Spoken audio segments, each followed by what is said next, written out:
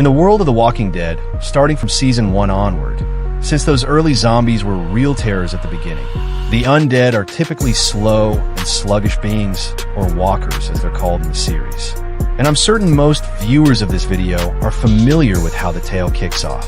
Rick emerges from his coma to discover society in total chaos. But how exactly did this unfold? How did these lumbering monsters manage to topple what was arguably the planet's most powerful armed forces? Well, today we're diving into that very question. This is how the military collapsed in the universe of The Walking Dead. If this blew your mind, imagine what's coming next. Hit that like button so more people see it. Smash subscribe so you don't miss the next drop, and turn on the bell because the next video, it's going to change the way you see the future. The Outbreak, a brief note before we dive in properly. I'll only cover the TV show's military, not the comics. With that out of the way, let's jump right in. The military in The Walking Dead mirrors real life, consisting of 5 branches: the Army, Navy, Marine Corps, Air Force, and Coast Guard. Based on lines from various characters in the TV world, to put it simply, the armed forces were eventually overwhelmed by the massive hordes of the undead. But let's examine their response in the early stages. The flagship series skips over much of the initial outbreak, but Fear the Walking Dead fills in the gaps. As police forces got swamped, a presidential directive apparently declared an emergency when it was clear FEMA couldn't cope alone. The U.S. military answered FEMA's calls and intervened to assist.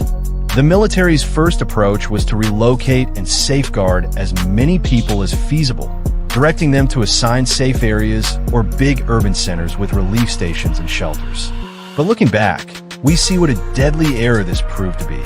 We're talking about the wildfire virus here, a pathogen believed to have started in France that revives the dead, driving them to assault living things to propagate a follow-up infection.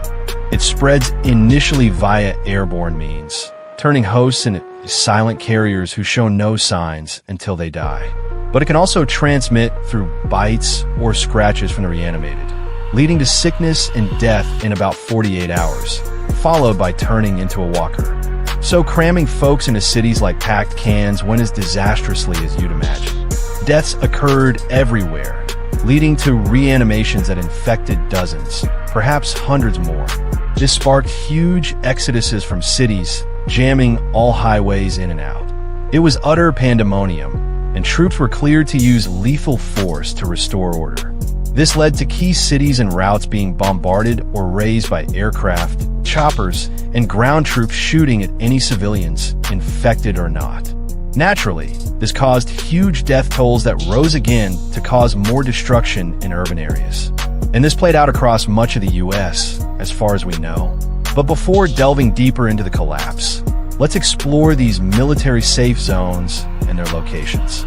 Again, Fear the Walking Dead provides more details, though one appears in the main show's pilot. King County, Georgia. These safe zones, in heavy quotes, were created to handle civilians and reclaim urban sections. Yet many were ditched, either by command or necessity. We might never learn why. It appears the King County zone initially succeeded in controlling walkers, with wrapped bodies in the hospital's loading area indicating they took zero risks. Still, the Army suffered heavy losses from the undead surge and chose to withdraw.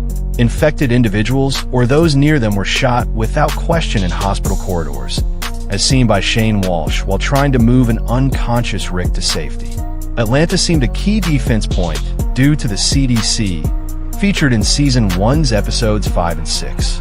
But Fear the Walking Dead gives the best insight into safe zones. Following the Clark family in Los Angeles, we see that 9 days post-Monument Day, realizing saving all was impossible, the National Guard ditched most of the city and focused on defensible spots, establishing 12 fence-safe zones. These were areas for basic aid and protection, plus military setups like the hospital at Raynard Community College. Those refusing evacuation fled the city, died from infection, or were outright killed by guards over virus exposure risks. These zones look promising at first. In Fear, Sergeant Moyers assures civilians they're advancing against the dead. But exhaustion, sleep deprivation, and dwindling supplies hit the troops hard. battling a tireless foe. As infected numbers swelled and personnel dropped from desertions, fatalities, or bites, the military turned to Operation Cobalt, pulling out all forces from big cities. Operation Cobalt, aka the Sunset Protocol, was the Defense Department's plan executed by the U.S. military to curb the wildfire virus.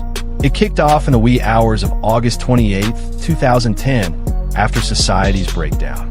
But with the virus's rapid grip, troops didn't fully grasp the threat, and the seemingly functional safe zones were forsaken. The military fell into a chaotic pullback, hastening the Army's breakdown. Final commands went to nuclear subs, granting them power to nuke heavily infected regions. Operation Cobalt aimed to eliminate the undead by napalming major cities nationwide, with nukes also planned. But these weren't executed, as subs were either deserted or overrun. So what was Operation Cobalt's result? A colossal flop, with safe zones overrun, bases wrecked, and vast troop and gear losses. While the plan did reduce infected in spots, it couldn't stop the virus entirely. Many undead were wiped out via Cobalt, but countless remained, and the op created more issues than fixes. Per a park ranger's broadcast from Shasta Peak, Yosemite's forests and the Sierra Nevada were ablaze, possibly doomed in weeks.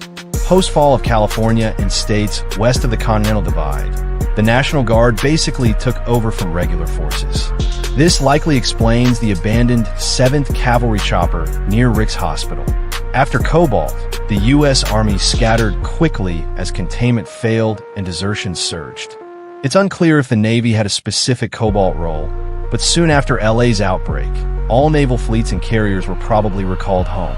A fun aside, weeks after Cobalt, broadcasts spread rumors of Operation Noah, blaming the government for the virus as a botched population control scheme. But these are just wild theories. In essence, they torched cities, slaughtering most survivors and boosting walker counts. Cobalt wiped out most urban centers, as revealed by Okafor in The Ones Who Live, except Philadelphia, where he and pilots refused to destroy another city. Okafor defected to a Pennsylvania National Guard base and bombed Lincoln Financial Field, where Marines planned to relocate post-bombings. Okafor's strike killed 4,000 Marines, but let the Guard spare Philadelphia from military or undead ruin. Thus, it became the Civic Republic of Philadelphia, or CRM, and Okafor rose to lieutenant colonel in the Civic Republic military, born from the Pennsylvania National Guard. Conclusion to wrap up, the military in the Walking Dead TV world crumbled from sheer ignorance. They didn't understand the enemy. People turned in minutes or hours. Everyone was unknowingly infected. No cure existed. No one was immune, and knowledge was zilch. Despite tanks, jets, and might, the military was built for structured battles, not an unending, infectious foe that never rests. They funneled people into dense spots, worsening the outbreak. By safe zone setup, irreparable harm was done. Command chains frayed, troops fled posts, and walkers multiplied. The death blow was Operation Cobalt, withdrawing soldiers in a frantic control grab, but it stretched resources thin with no guidance beyond urban evacuation. In the end, the undead defeated Earth's top military through endless hordes and bad leadership calls. The Civic Republic proves avoiding city bombings and methodically clearing walkers while containing the virus was wiser, as it preserved Philadelphia and underscored Cobalt's disaster. The U.S. military didn't lose in one clash. It gradually dissolved like society itself. That's how the mightiest force fell to those sluggish walkers. Anyway, thanks for tuning into today's video. I hope you like this fresh take, as the military's downfall in The Walking Dead has always intrigued me. I'd love more details someday, like Frank Darabont once envisioned for the main series. If you enjoyed it, hit like and subscribe. See you next time. Take care.